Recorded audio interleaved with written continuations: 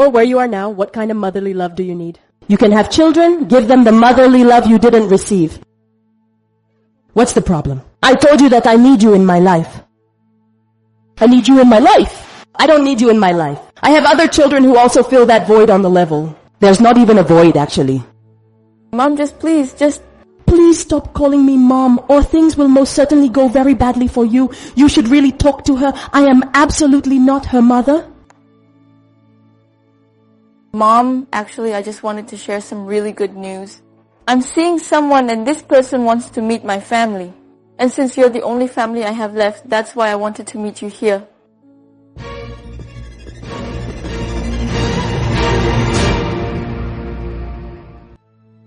Dear friends, loyal viewers of Lumière du Monde Television, I am very happy. Roland Sumbo, your friend, your brother, your servant. In any case, it depends on the title you wish to give me. And I am very happy to see you again on this special day to share with you the last episode of the season. Yes, for 10 months you have been with us, and together we have shared powerful moments, times of emotion, times of tears, and times of joy. We have welcomed here everyone, all kinds of people, so that joy could be brought into their hearts. And it is with great joy that we have carried out this service during the 2025 season. We want to bless the Lord for His faithfulness, for His grace, and we also want to thank you for your loyalty. Thank you for your prayers. Thank you for your feedback. I would even say your constructive criticism. Thank you for your spiritual support, your financial support, and also thank you to everyone who shared the program. Thanks to you, the community has grown, and the number of subscribers and friends of this program keeps increasing. May God bless you abundantly. Pastor Chumu, shalom to you. Shalom, Brother Roland. The last episode of the season. Yes, that is indeed a new record. It's a record. We bless God for His faithfulness. He has been with us and His faithfulness has never left us. He said, I am with you always, even to the end of the world. So, do you have something special to say, Pastor Chumu? I would like to say thank you to everyone who followed us throughout the season, to all those who wrote to us, who sent us messages of friendship. We say thank you to them. Our prayer is that God, through this program, may restore lives so that His name may be glorified. Oh, may all the glory go to the Lord. And also, please leave your comments with your observations. For those of you watching the show on Facebook or YouTube, tell us exactly what you thought or what you think about the show Point d'Accord during this season. Which episode touched you the most? I don't know. Surely you have something to say about the show. Go ahead. The floor is yours. Today you have the right to speak. So if you're watching the show live on YouTube or Facebook, leave a comment. Otherwise, you can call the TV station directly and leave your opinions and impressions as well as your suggestions. YouTube. Next one. The idea is to welcome people here to share their stories and have a conversation with them. This will be the last episode of the season. We hope there will be some common ground. That's right. Final. And our role is to provide them with support. Yes. Exactly. So we're going to welcome them. We are. Today we're welcoming a woman who has come to share her story with us. This is the esteemed Dame Priscilla, whom we are now going to respectfully ask you to graciously receive, dear and valued viewers, with your enthusiastic and warm applause. We now most cordially welcome the wonderful Priscilla to your truly appreciative applause.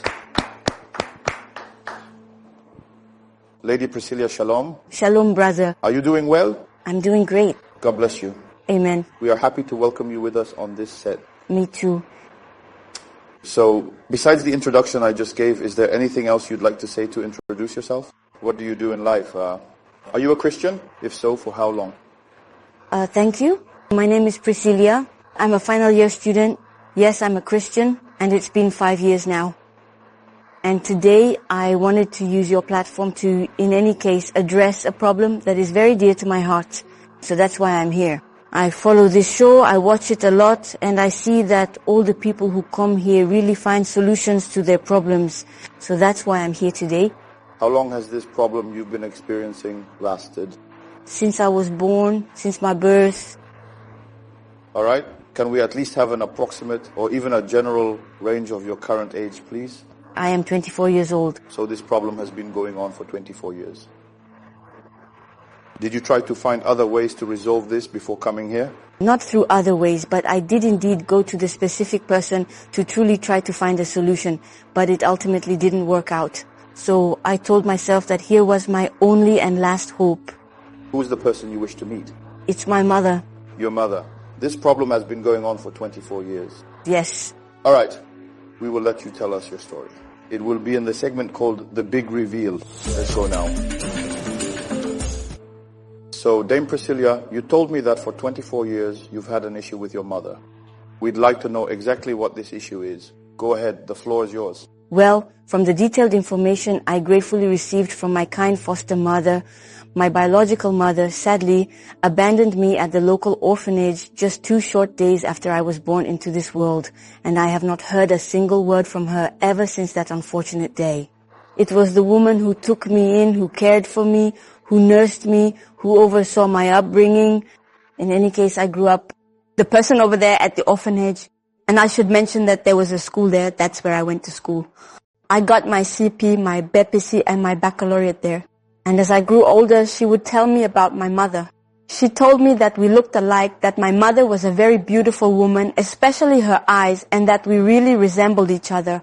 Every time she would talk to me about my mother. In any case, I knew that I had a mother. But despite all the affection my foster mother gave me, I still felt an emptiness inside. I felt like I was still missing love. I felt like something wasn't right. And every time at the orphanage, it has to be said, there weren't only orphans. There were also mothers who couldn't take care of their children, and they would come to visit them. And me, I never got any visits, not even from my mother, my grandmother, I don't know, but really from no one. Did you feel like you were alone in the world? Yes, I felt like I was alone. Despite the efforts of my foster mother, I couldn't find myself. And one day, one evening, she suddenly felt unwell and collapsed. And after 3 days in the hospital, she came back to the orphanage. They made me believe that everything was fine. And then one evening, after I finished setting the table and we were about to have dinner, she had the same episode, she collapsed, and I was all alone with her. There was no one around me.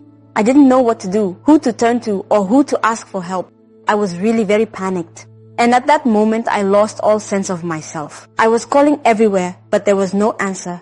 And there in my hands, she was dying. She was suffocating. She was in terrible pain in her chest. She was clutching her chest, telling me, my heart, it hurts. I assure you, if there had been even a single way to bring her back. Be brave. It's not easy to recall this. I would have absolutely done it, but tragically, she lost her precious life right there in my very own hands. I felt as if the entire sky was catastrophically falling down upon me, crushing my spirit completely. I had truly lost absolutely everything because she genuinely meant the entire world to me. She was my whole, complete, and utterly irreplaceable world. I honestly didn't know what to do at all.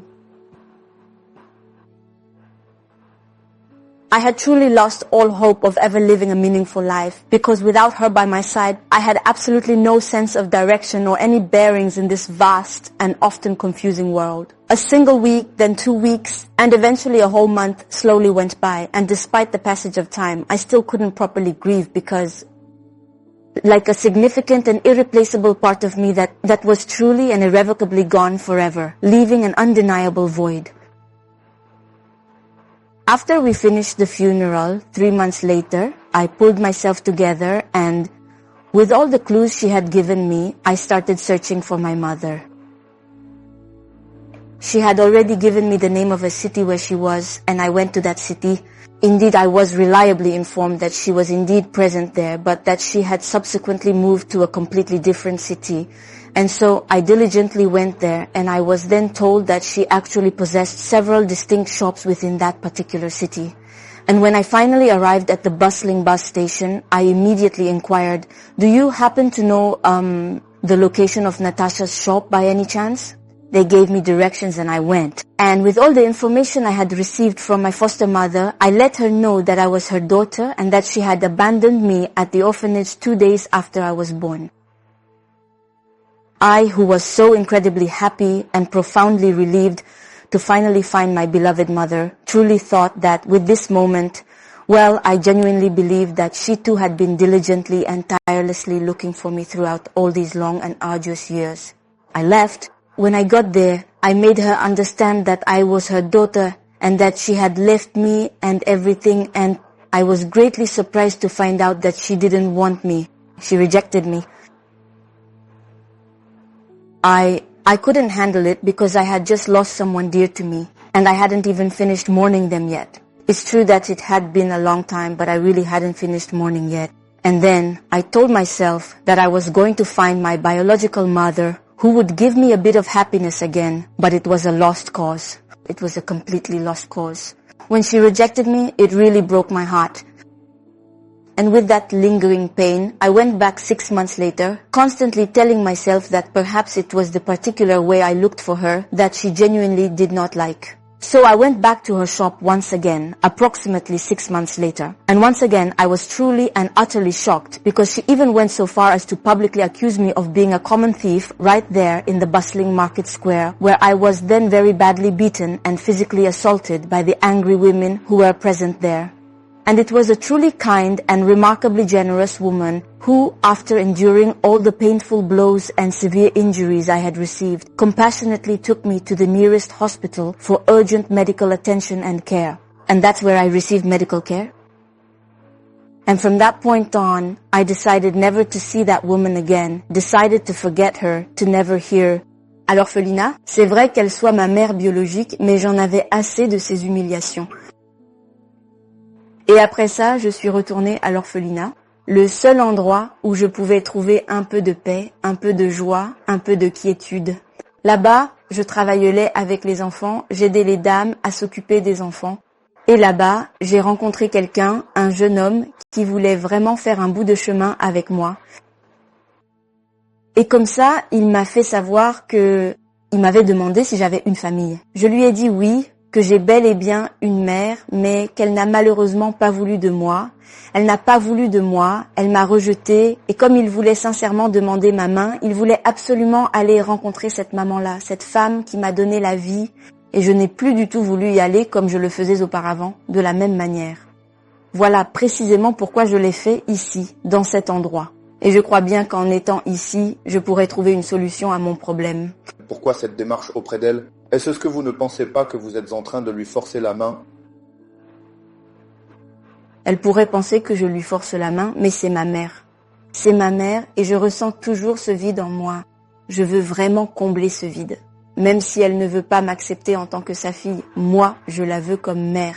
Quelles sont les preuves que vous avez qu'elle est effectivement votre mère? Est-ce que ce n'est pas le désir de retrouver absolument votre mère qui vous fait voir tout le monde comme votre mère en même temps? Bon, peut-être que c'est le désir, mais je suis persuadée que c'est ma mère, parce que quand je m'approche d'elle, j'ai ce sentiment d'être vraiment à l'aise avec elle. Mais c'est la deuxième fois. Oui, mais est-ce que la maternité ou bien la filiation, le lien entre une mère et une fille, se définit seulement par un sentiment? Parce que vous avez dit que votre mère de cœur vous avait donné des indices, mais qu'est-ce qui prouve que ces indices-là sont vérifiés? Bon, je ne sais pas si c'est vraiment vérifié, mais avec tous les indices que j'avais eus, j'étais certaine que c'était elle. Qu'est-ce qu'elle vous a dit exactement? Elle m'avait longuement parlé de sa taille, de son teint de peau, de son visage, qu'on se ressemblait surtout au niveau de nos yeux, que j'avais exactement les mêmes yeux que ma propre mère. C'est vraiment frappant. Est-ce que, en dehors du témoignage de votre mère de cœur, vous avez d'autres personnes qui ont confirmé qu'elle était votre mère? Oui, il y avait les secondes mères qui étaient là, qui ont aussi confirmé. En dehors de l'orphelinat? En dehors de l'orphelinat, non, parce que c'était mon monde. Je n'avais aucun endroit où aller. C'est là que j'ai passé toute mon enfance, mon adolescence et tout le reste.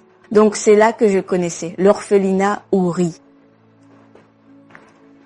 Et qu'est-ce que vous attendez aujourd'hui? I would like to do it at home. Today, what I truly expect from my dear mother is for her to fully recognize me as her beloved child, as the precious child she lovingly carried for a full 9 months. All I want is her love. What's your mother's name again? Remind me. It's just Natalie, actually. All right. Pastor Chomo? No. Well, this is the last episode of this season. Yes, And here on the set, we see a bit of everything. that's right. So here is our sister Priscilla. She says she was born in she grew up without really knowing her parents. That's it. She grew up in an orphanage. After living in that orphanage, she felt within herself the desire to know her real mother, her biological mother. Despite all the love that the orphanage caretakers, especially her foster mother, gave her, she still felt this desire within her to know her biological mother. So she started asking her foster mother questions, who gave her some clues, telling her that she had been abandoned when she was very little. And it is based on these clues, after the death of her foster mother, that she decides to search for her biological mother. Her investigations lead her to a woman. After confirmation from several people, this woman rejects her 2 or 3 times. So, wanting peace of mind and clarity, convinced that this woman is her mother, and knowing that she truly needs her, she comes onto this show to try to see to what extent she can reconcile with this woman, because she really needs her and is 100% convinced that this woman is her mother. Can we welcome her mother? Yes, we are going to welcome her. Let us now welcome Ms. Natalie here with your applause, please.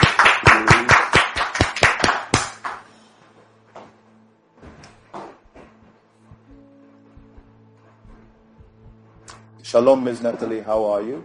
Shalom, my dear sir. How are you doing? Yes, I am well. You are very well dressed. Thank you. The color white truly and beautifully highlights your natural, stunning, and rich ebony complexion. Thank you, thank you. Ah, wonderful. In any case, we are happy to have you here at our home. You are on the show Point Accord with Pastor Chumo and myself. I am Roland Sambo. And we continually welcome people here, not to expose them, but to help them find a solution, to reach an agreement in the difficult situations they may be experiencing. And you were invited onto this set by this young lady, Miss Priscilla. And I would like to ask you, as I do with everyone, do you recognize her? I truly don't know her at all. You've never seen her before? No, absolutely never. Is this your first time seeing her? In any case, I don't know her. All right. Before anything else, I would like to thank you again for accepting our invitation. All right? Thank you so much for coming here publicly today, not because you necessarily want to expose yourself, but rather because you have agreed to the fundamental principle of this show. So you are saying you genuinely do not know her, and you have absolutely never seen her before? I honestly do not know her, and I have truly never seen her. All right. Well, she's the one who wanted to meet you, so since you're here, we'll give her the floor so she can speak. Go ahead, Madam Priscilla. Mom, please, I am your own beloved daughter. But why in the world is she actually calling me Mom? Do we even know each other at all? Or have we met before? Do you happen to know me by any chance? Please, could you kindly ask her, where exactly does she truly know me from? From where do we genuinely know each other, miss? Mom. Oh, I don't know her. I don't even know. But what am I doing here? I mean, I got a call saying I had to come here. I don't know why I'm here. What am I doing here? It's because of her that I'm here. All right.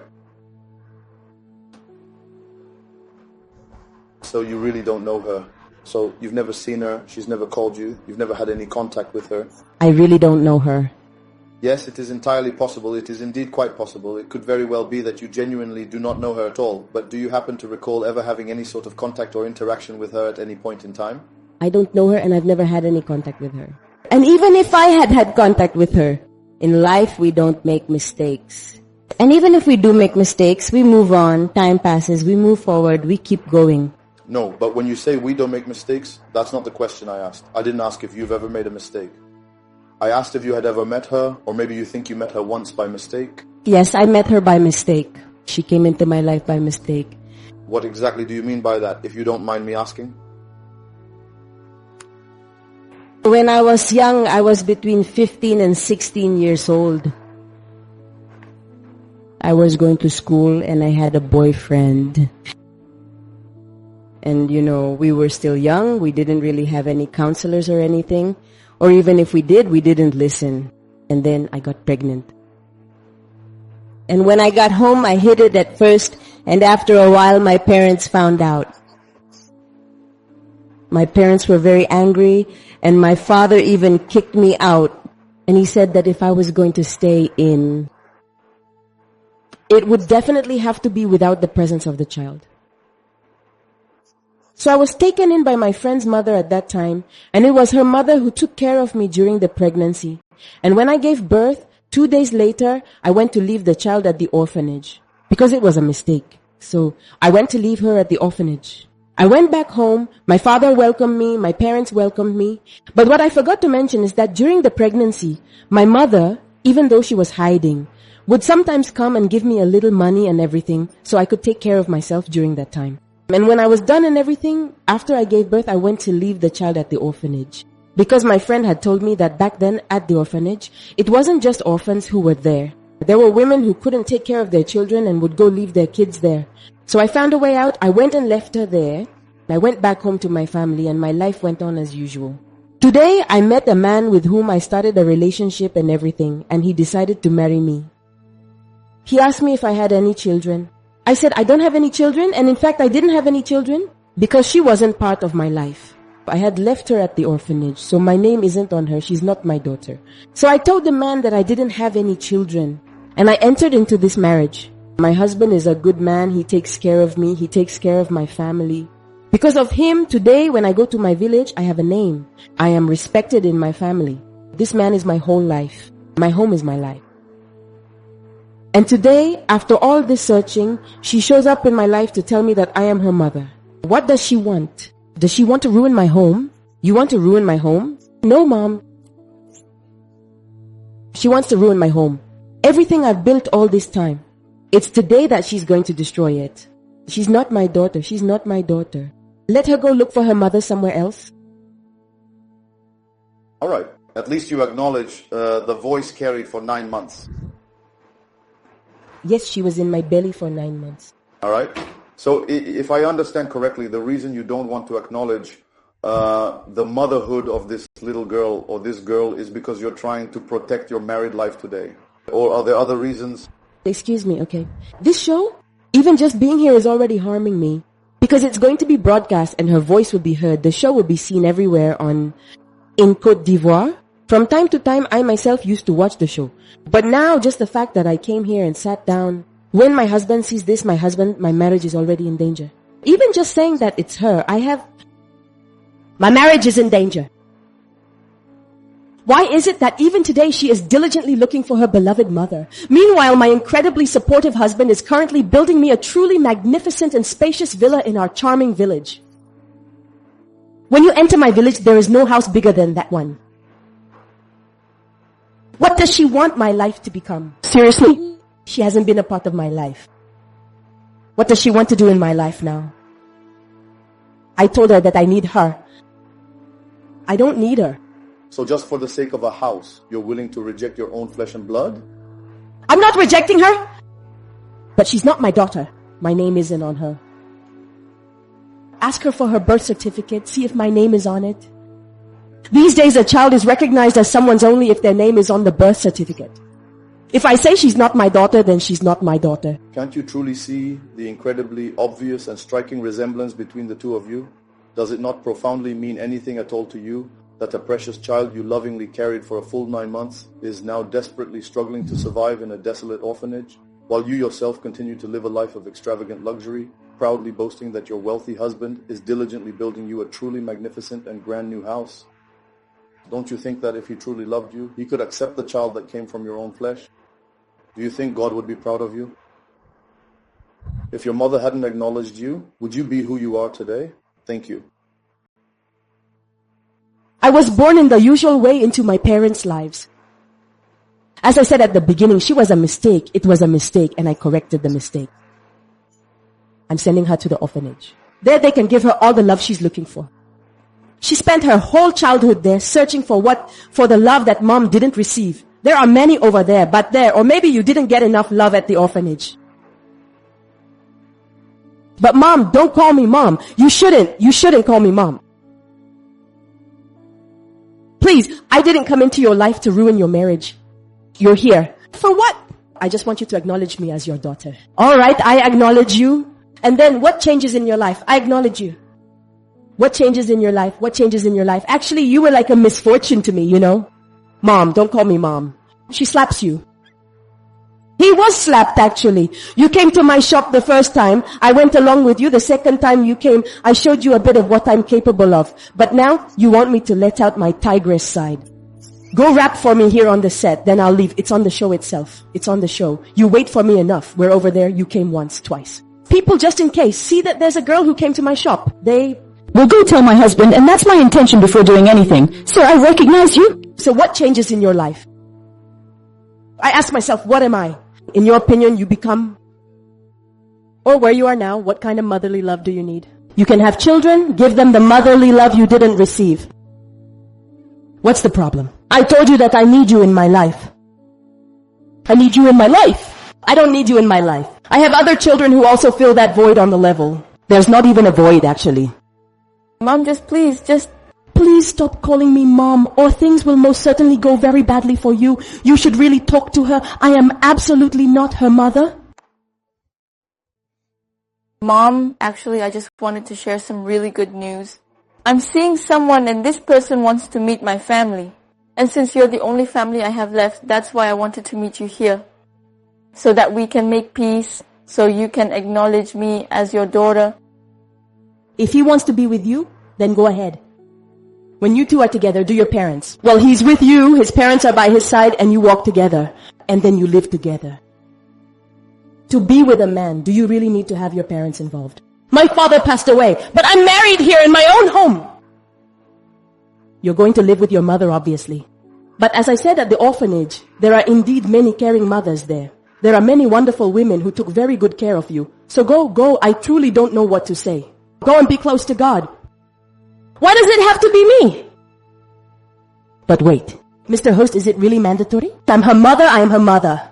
What is it that she can't understand? You don't feel any remorse at this moment? I don't feel any remorse. I don't feel any remorse. During the time I was pregnant, as I said, I was a child. I was still very much a teenager. And like I said, it was a mistake. And the horror has been corrected, so there is no remorse. Okay. There is no problem. Dr. Tsumu? Yes, indeed, Roland. I will, without any transition, give you the floor because you have followed this story with me from start to finish, and it will be in this section under the microscope of the floor. Here we are, Pastor Tsumu, at the point where you take the floor to give us your opinion, but also advice in the light of God's word. Madam Priscilla came to this set to ask for our support. Indeed, I was a bit confused in my mind about what she was telling me when she absolutely wanted the one she called her mother to truly be her mother. When she came to this set, Madam Natalie, at first, she started by denying it, but later on, she ended up admitting that indeed, Priscilla was her child, but that it was a mistake, and a mistake, the old things are gone for her. From now on, she focuses on her present, on her husband who means everything to her, and she doesn't want to ruin this future. In other words, this beautiful marriage that awaits her in this relationship where she feels like she's living paradise on earth. What is your point of view, Pastor Tsumu? That will be in the under the microscope segment of the word. The floor is yours, Pastor Tsumu. Thank you, my brother Roland. Warmest greetings to you, esteemed madam. Yes. Good morning, Pastor. Shalom, Pastor. In our daily lives, there are indeed many things that can happen. In life, when we happen to hear news that we truly do not particularly like or find agreeable, it often profoundly shocks us to our very core. And that I understand. And each and every one of us, at least once in our lives, has certainly experienced a significant shock. When we are truly and genuinely living in a state of profound abundance, very often it can significantly distort and negatively impact our inherent character and moral compass. And also when we find ourselves in a state of profound misery, it invariably and significantly distorts our fundamental character and inner being. This remarkable young woman recently came to see us to share her compelling story. She informed us that she is currently enrolled at university, diligently working towards the completion of her academic studies, and that, tragically, the beloved mother figure she had known and cherished at the orphanage has sadly passed away. At this important and formative stage in her life, she genuinely needs to carefully build her promising future by actively moving forward with purpose and determination. It's just that the man she has recently met, and with whom she has fallen deeply in love, now very much wants to marry her, and he absolutely wants to at least speak to a respected member of her family before they proceed with any wedding plans. In actual fact, her true intention is certainly not to come to your house and definitely not to come and stay with you for any extended period. But what she truly deeply desires and yearns for is that there is at the very least someone perhaps a kind and understanding individual, to graciously accept her substantial bride price, or to lovingly and proudly walk her down the aisle on her special day. So that's the important step she is currently taking right now. When young people reach marrying age, typically in their late teens or early 20s, and significant life events such as unexpected relationships or major personal developments begin to unfold, we can certainly understand that these profound changes can be a considerable shock. The profound shock you experience, the deep emotional impact of realizing that you had meticulously built your entire life, your routines, your aspirations, and your very identity completely without the presence of this person, is undoubtedly immense.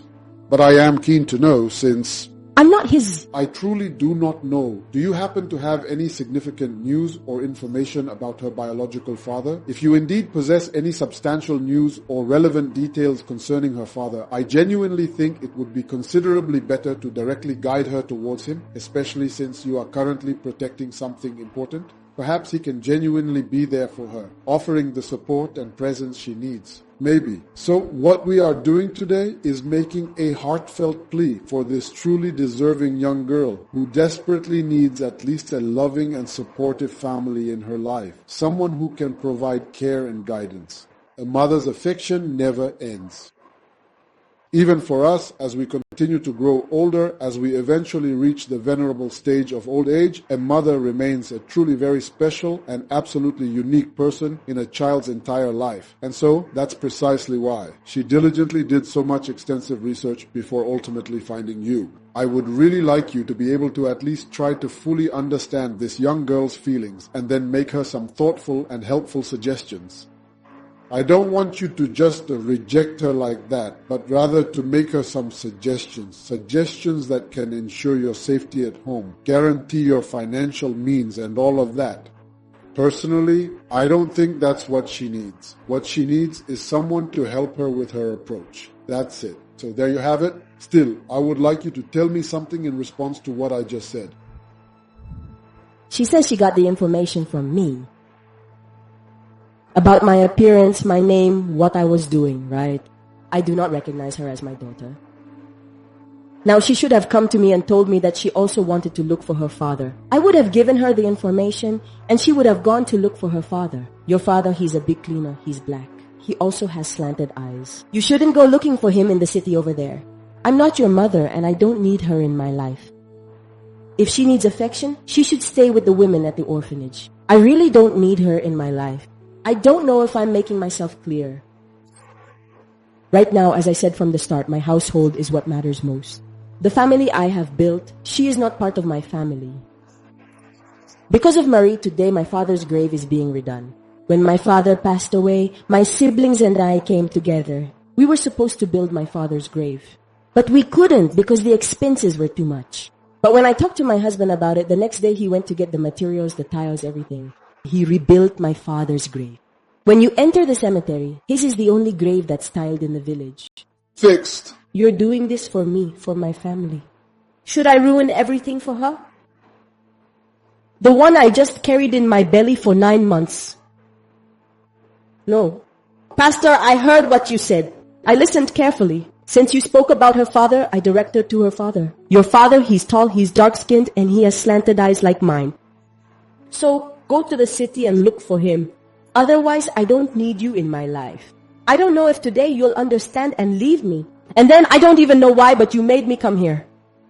You're causing trouble. You're going to? I'm starting to stutter because you're actually making me angry. You're hurting my business. Madam? Do you know the Nata shop stores? Madam. Do you know them? Pastor, excuse me? No, this is with me. Excuse me. Do you know the Nata shop stores? You're already done over there. Now you're talking to me. Excuse me. We've already heard that. What you're saying, we've already heard that. You have to tell her father's name. You have to tell her where her father is. Your father's name is William. I have no news from him because when I was pregnant, I didn't even know where he lived. I didn't know his family. So, as I said, I ended up with my friend's mother, and she was the one who took care of me until you were born. So your father, apart from his name, his first name William, his height, and all the information I've given, I don't know where he is. So since you're such a good detective, go find your father. His name is William. He's tall, he's black, and he has slanted eyes. Roland. Yes, Pastor. Life is strange. There are women who would give anything to have a child. Just to have a child. And today, right here, there is a child looking for her mother. And by the grace of God, she has indeed found her mother.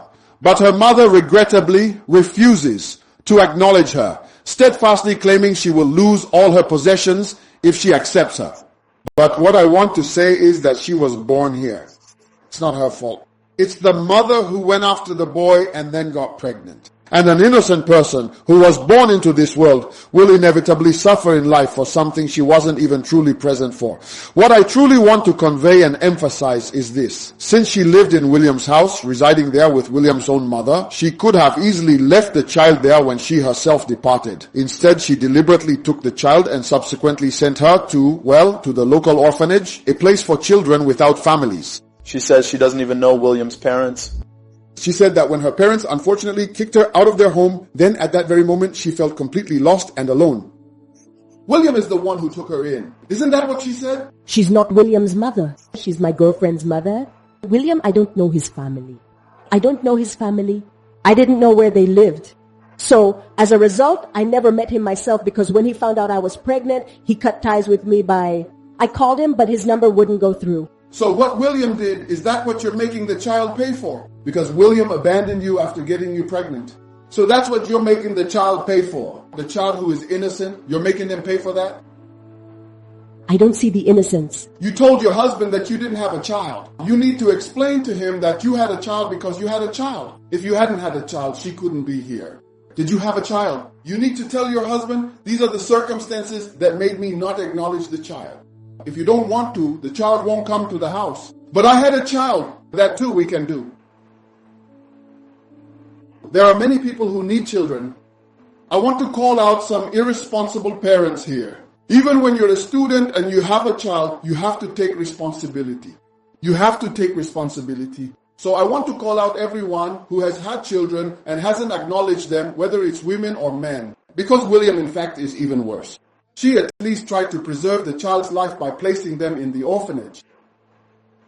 So it's the women at the orphanage who know and who don't know William. She at least made an effort, but William didn't do anything. And there are young men like that who go after girls, get them pregnant, abandon them with the children, and the poor girl suffers with the child so that the child can become someone. When the child becomes someone, that's when he comes out of hiding to acknowledge the child.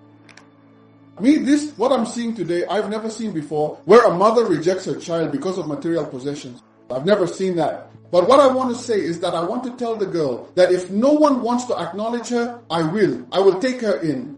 You're doing the right thing. It's good that you acknowledge her. You're going to go live with him because I don't need her help. Don't look for me anymore. Pastor, it's a shame, but that's what I wanted to say.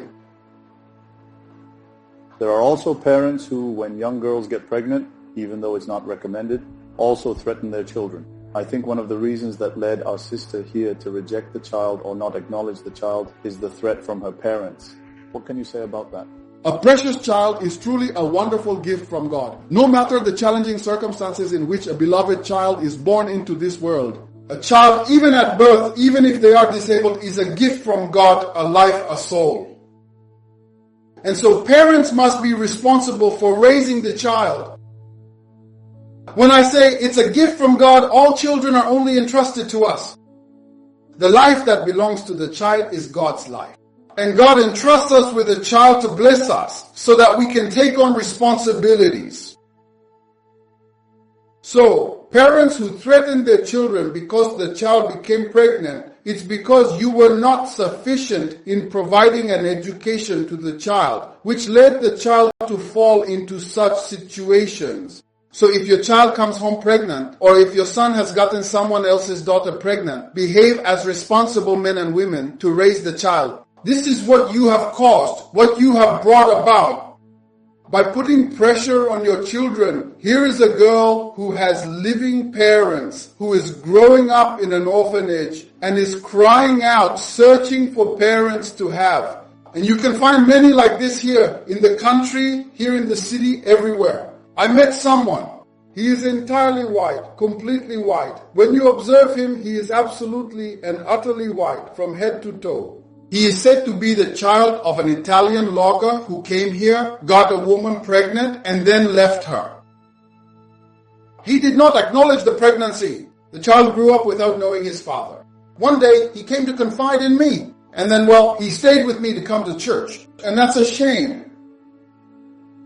People have gone crazy. Excuse my language, but parents need to be responsible for raising their children, But I also want to add that if someone comes to entrust their child to you, you should take them in. If a child, even one who has lost all hope, comes to confide in you, you should take them in. It is God who rewards. Even if when the child grows up, they say you're not their parent, that's not a problem. You will have accomplished God's will. What we must do for the children, we will hear nothing in return, but we will have accomplished the will of God. And the reward is given to us by God. So I would really like to invite here all those who can take children, who can raise them, who can educate them, who can give them a little joy in doing so. God bless you. Amen.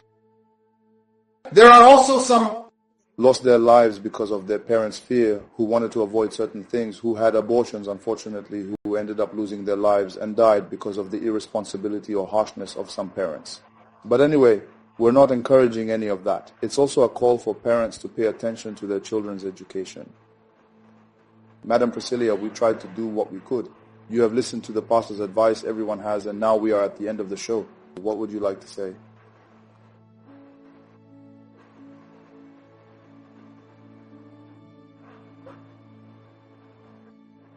I would have loved so much to leave with my mother. For her to give me the profound and unwavering love that I so desperately seek, a love that would fill the void within my very soul. As the ancient wisdom proclaims, everything that God orchestrates and brings into existence is inherently good and serves a divine purpose. He alone possesses the infinite wisdom and understanding to comprehend the intricate reasons behind every event and every decision. Even at this very moment, despite my earnest longing and persistent hope, she continues to steadfastly reject me, leaving my heart in a state of perpetual yearning. All that I can truly wish for her with all my heart is that she ultimately finds profound and lasting happiness within the comfort and warmth of her own cherished home, that she may indeed be genuinely and completely happy.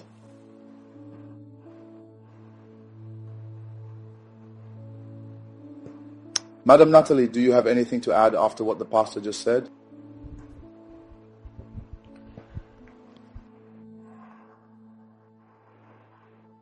I don't have much to say. Since he has already decided to take her in, that's a very good decision. She also needs a father's love. And to tell her as well that up to now, I am happy in my home, so I will continue to be happy in my home. So she really shouldn't have any lingering doubts about that particular situation at all. That's it. Now, the fact that she sent me here, that's what I didn't appreciate. Because of her, this story from my buried past has resurfaced. And if my personal home is significantly affected, then she should absolutely expect to have to deal with me directly. That's truly all I have to say on this matter. Pastor Tumon. She should expect to deal with me. What does that mean? That's it. We live in a country governed by law. This is a child looking for her mother.